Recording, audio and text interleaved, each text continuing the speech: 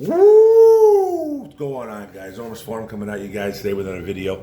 And today's video is going to be, I'm going to be talking about Detroit Lions training camp, day 11. This is yesterday's news, though. Unfortunately, well, not unfortunately, but I have a life outside of YouTube. I have a family. I work full time. And I am on afternoons right now. So I don't get this information until like pretty much when I'm at work. I might get little blurbs here and there about what's going on during the day, but I don't have time to make a video on it. So for this week, I'm on afternoons. You're going to get the afternoons deal from me. You're going to get yesterday's training camp, and today's training camp, you'll get that tomorrow. Unless I'm really, unless I got a bunch of energy coming home from work. I get home from work too late though, and I usually don't make a video after midnight. I have a couple times, but I just, it's not really a thing of mine to do. But this is yesterday's training camp from guys like Tim Twentyman, Mike O'Hara, Jeremy Reisman, Jeff Risden, John Macaron, all those guys, man. Thanks to those guys for pumping this stuff out so I can get it to you. It was a lighter day for day 11, focusing on special teams, punts, punt coverage, punt returns, all that. But they did have individual drills. They did do some stuff like that. Tracy Walker, our safety, dominated yesterday. He won all his reps against Hawkinson, Derek Deese Jr., an undrafted free agent, and 2 against Devin Funchess. Like I've been saying, Walker has really stepped up his coverage skills this year. You're hearing about him winning a lot of reps so far early in camp, and that's really good to hear. Hopefully that translates into other teams, and hopefully he does this against other teams and not just in training camp. Which so far it looks like he's improved. So loving that. Alex Anzalone did win a rep against Jamar Jefferson, jammed him up at the line of scrimmage, little bicep pose as well. Craig Reynolds beat Anzalone and Derek Barnes, creating separation. He is the running back 3 at the moment. There's really no question about it. Haven't heard a lot about Justin Jackson yet. Jamar Jefferson is improving. I think ever since they signed Justin Jackson, or just a little bit prior to that, he's been feeling the pressure, and he's been nipping at Craig Reynolds' heels. But Craig Reynolds seems to be RB3 at the moment. So it could be a nice little camp battle going on. And then I guess Barry Sanders was in the building. I guess he looked phenomenal. They were joking around. A couple guys were saying that he could probably get 5 plays. He could probably get 5 plays. Right now he looks that good in shape. And he was joking, saying 10 plays with this O-line. So Barry Sanders, give him props to the O-line. Typical running back, love it. And Barry showing some love for the actual O-line here. So you love that, man. It's a boost of confidence from the Hall of Famer. Then there's another deep ball from Jared Goff. They've been looking to throw the ball deep, I guess, the past couple weeks. And this time he hit Amon-Ra St. Brown down the left sideline. Nice ball, nice catch. And the very next play, hitting Chark deep down the right sideline. So I can't wait till Jameson Williams gets involved in this. This is going to be, man, drinking the Kool-Aid a little bit on this offense. It worries me a bit because I'm not a Goff truther. I'm not a Goff hater, though. But he has done nothing but impress so far during training camp, during OTAs, during the mini camps, and especially during the training camp when it matters the most. He's been very confident. He's got a swagger about him. He's throwing the deep ball. They're not the prettiest deep balls, but I don't care how it gets there. It gets there. You got guys on social media ripping them, but it's not a perfect spiral. Who cares, man? Who cares? If it gets there, it gets there. And if it gets there and at a good velocity, don't even care. As long as it's not just hanging in the air. You know what I mean? It's just, like I said, I'm not going to be here. I'm not going to stroke Jared Goff, man, like he's some savior. But he's impressing.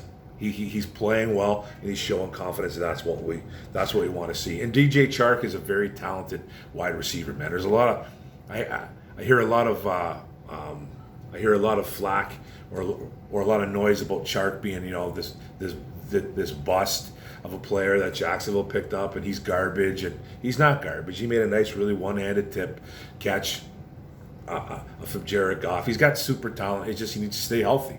His problem has been health. We all know how talented he is. He reminds me of Marvin Jones Jr. He's a Marvin Jones Jr. almost clone, I think. I think he's a little bit bigger than Jones. Obviously, he's got him maybe by an inch or two. Jones was about what, 6'2", 6'1". Chark's about 6'4", 210, 215, if that. And I don't even know if Marvin Jones was ever 200 pounds. He might have been 200 plus. He might have been 200, 205 or something like that at one point. But he's a small guy, small, fast guy. Like not small, but just like in weight wise. And I think Chark and him are very similar. They're very similar, but I think Chark has a little more athletic ability. He just needs to stay healthy. That's been his whole problem. He had that great 2019 where he made the Pro Bowl. He's had a list of bad quarterbacks throwing him the football, and hopefully Goff can be better this year. And I think he's gonna show out. DJ Chark, I think he's going to show out, man. The weapons are here. And then they did some special teams drills, and during those special teams drills, Jared Goff and Hawk were seen putting in extra work on the side, running routes, talking up, just getting that chemistry, getting that unity down. Great to hear, great to see. This kicking game is a legit battle. I know I talk about it a lot, but it's real. It's hot. Campbell saying that Seibert is a little bit ahead of Patterson at the moment. Seibert hasn't really missed. He hasn't really missed. Patterson's missed a couple, and he hasn't been bad either, man. He's been really good, but Seibert's been the most, I think, consistent of the bunch. So this is a legit kicking battle. And I think a lot of people wanted Patterson, but Seibert looks like he's the real deal right now. And Akuda is back after missing a couple days. He missed the scrimmage. He did miss the scrimmage, and he also missed, I think, part of Friday's practice as well, too. So people started getting a little bit worried. I got a little bit worried because, he missed some time. And then Campbell came out and said it's just precautionary. We're just keeping him out. He did say, though, say something that kind of perked my ears up a little bit, saying that he needs to practice and he needs to play. So, I know they're being careful with him, but those kind of words kind of ring true. They need to see him in games. They need to see him in scrimmage. He missed that whole scrimmage. Now, if it's just a rest day, that's fine. I just hope he didn't tweak anything. I heard he's been practicing since yesterday, so that's good. He was in there on day 11, which is yesterday's news, so that is good. He is back. Center Ryan McCollum was out. No, back. He's back. After missing a boat. I felt like he's missed about a week or so, maybe a little bit less. He's like a third string center. He might have a little bit of trouble making this team. Swift and Decker with days off. I guess that's scheduled for them to miss Mondays, so that's okay. Julian Okwara, Levi Onwuzurike, and Cephas still out. Cephas with the only one with the optimistic news, saying that Dan Campbell saying that it's not that serious of an injury. It wasn't a knee. It wasn't an ankle. Sounds like maybe it could be possibly maybe like a foot or something like that. But he did come down hard after making that circus catch. Guys like Julian Okwara need to practice, especially Levi and Onwuzurike. I don't think Levi's in trouble of being cut. I'm not going to say that at all. He is only a second-year guy, but this guy misses time, man. This guy's missed a lot of time last year. He didn't get into the games until late in the season. And Julian Okwara, man, we all know about his injury history. He's on the in my opinion is a bubble player, and he's going to get himself cut if he doesn't practice. I just don't know what's going on with him. They're being kind of quiet on those two injuries with Julian and Levi. So more to come on that later. New additions to the list of players being out were safety Ifeatu Melifonwu and wide receiver Josh Johnson. They were, I guess, in street clothes. They weren't doing anything, just kind of watching practice. So don't know what's going on with Melifonwu, another guy that got moved over from corner to safety, who missed some time last year as well. And then Josh Johnson is an undrafted free agent who's going to have a lot of trouble making the squad anyways. Ower Warrior hasn't had that great a camp, to tell you the truth. He's had a couple rough days out there. He didn't get a single win or on reps on day 11. He hasn't really been that great. He got destroyed on that scrimmage. He got destroyed in that scrimmage, and he didn't look that great, I guess, on Monday. So, and then Okudah went 1 for 3 against DJ Chark. There's also this notion that, you know, I was on Facebook. I was on a Detroit Lions group, and I was pretty much told that there's no cornerback 2 can't battle. This kid on Facebook named Zach Thompson. I'm calling this kid out, man. He probably doesn't watch any of my stuff. I don't really care if he does. He's probably the biggest douchebag I've ever ran across. One of the biggest douchebags, Lions fans wise, I've ever ran across. It's been well documented and well noted that there is a camp battle going on in Detroit. You know, there's reports out there. There's even reports saying, you know, Risden even made a report that Okudah's clear cut the number 2 guy next to Over Warrior. There's been other ones. There's been other reports that literally that's not true. They are literally splitting reps down the middle. Will Harris has been practicing with the team 1, and Okudah's been on team 2, and vice versa. They have made this a well-documented thing. I printed articles to this kid. He still said it was just a made-up, make-believe thing in my mind, saying that they're just saying that just to light a fire under Okudah's ass. Will Harris would not be playing team 1 reps if this is just a fire under his ass. They're trying to find cornerback 2 for this team. Okudah's not guaranteed this job because he was the 3rd overall pick. That's not how it works. The guy hasn't been available for 2 years. He's played a total of 10 games in 2 years, if that. 8 games, 9 games, I don't even know. And he hasn't looked great doing so. He's made a couple splash plays here and there. He's gotten beaten like a drum a lot.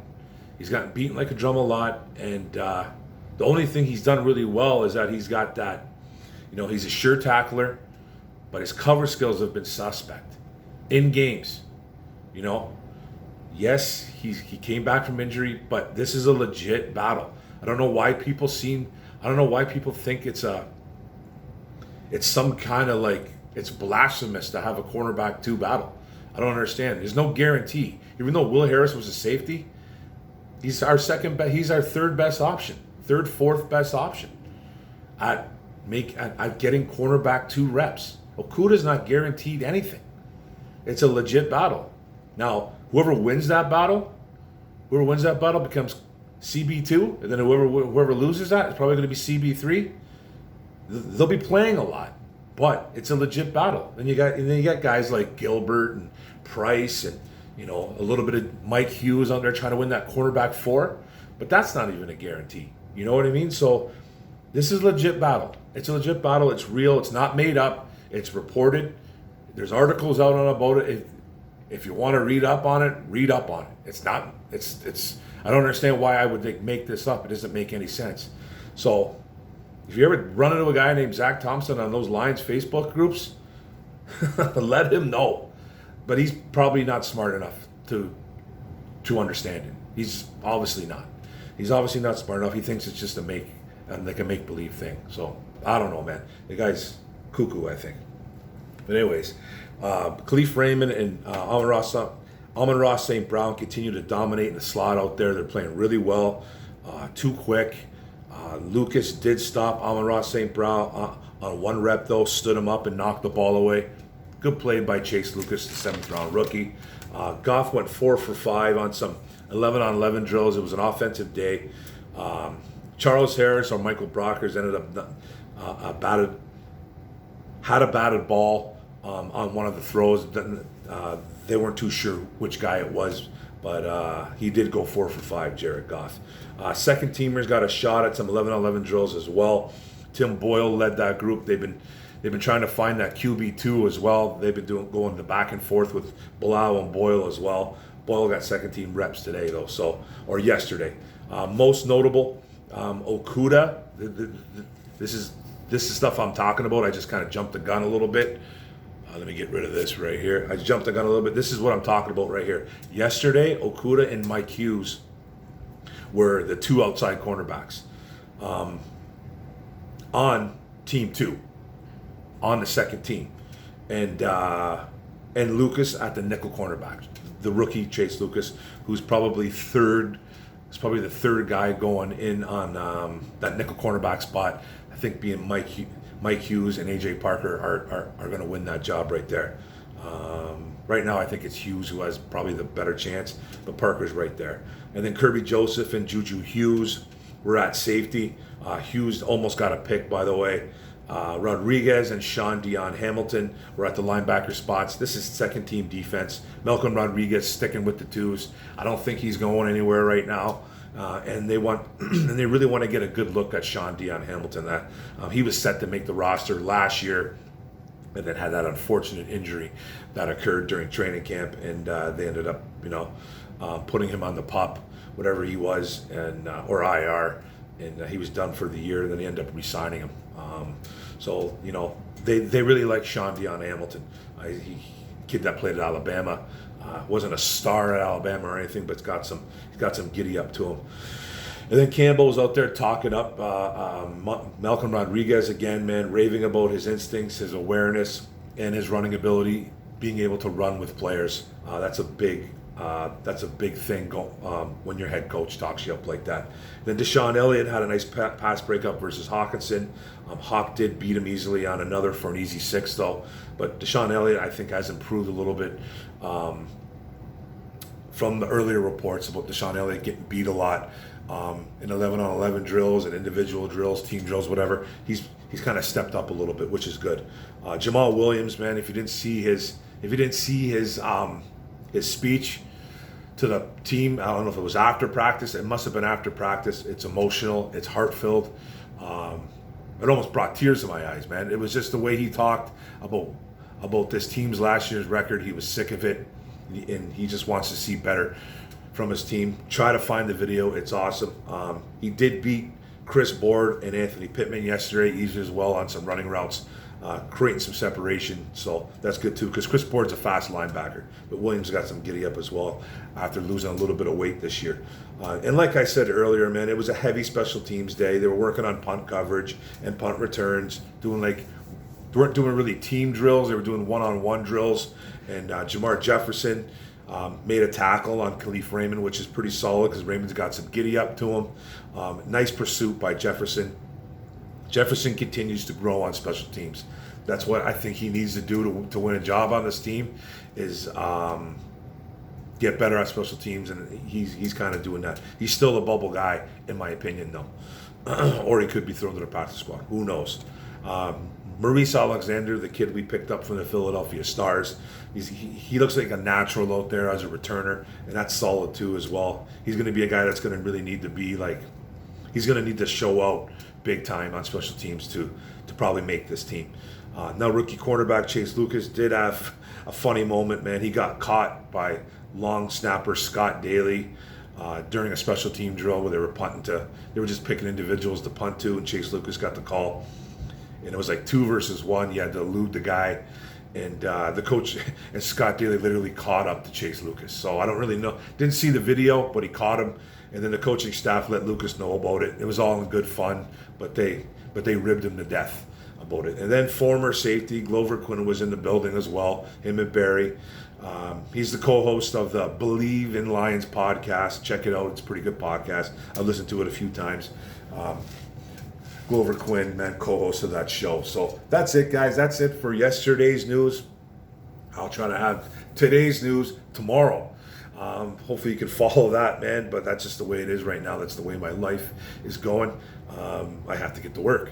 So that's it, guys. Thanks a lot. Thanks for tuning in. Thanks for paying attention. Thanks for watching the video. Don't forget to subscribe at the bottom right. Don't forget to hit the notification bells, get on my video. And don't forget to like and comment and share this out, man. What do you guys think about day 11 of training camp? Let's go Lions. Boom. One pride, baby.